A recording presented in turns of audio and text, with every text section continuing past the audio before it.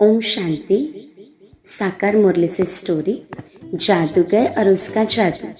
एक जादूगर जिसने विश्व में जगह जगह शो करके अपना बहुत नाम मान शान और धन कमाया था।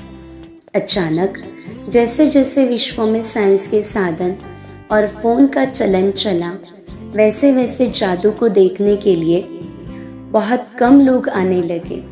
अब उसे अपने बिजनेस में घाटा होने लगा। वह दुखी रहने लगा।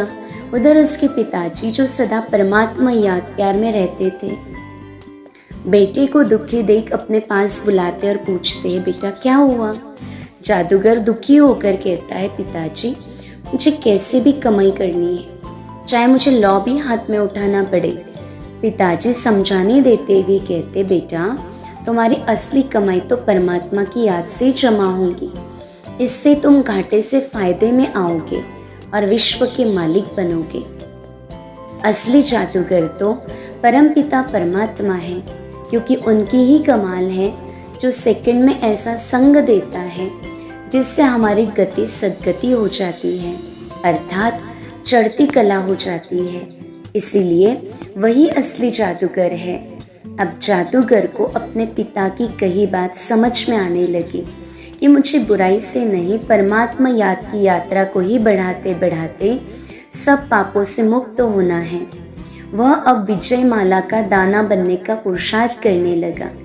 उसने निर्णय किया कि वह रूहानी पंडा बन अपने जादू द्वारा सबको शांति धाम घर की यात्रा करवाएगा।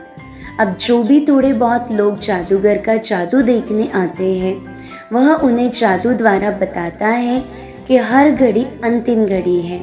इसीलिए निर्मोही, निर्विकल्प और निस्वार्थ बनो।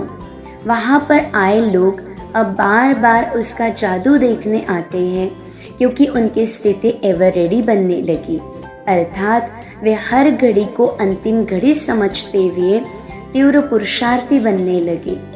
अब वे निश्चय बुद्धिपन सभी कार्य करते हुए अपनी स्थिति सदा उपराम रखते कि जो होगा वो अच्छा होगा।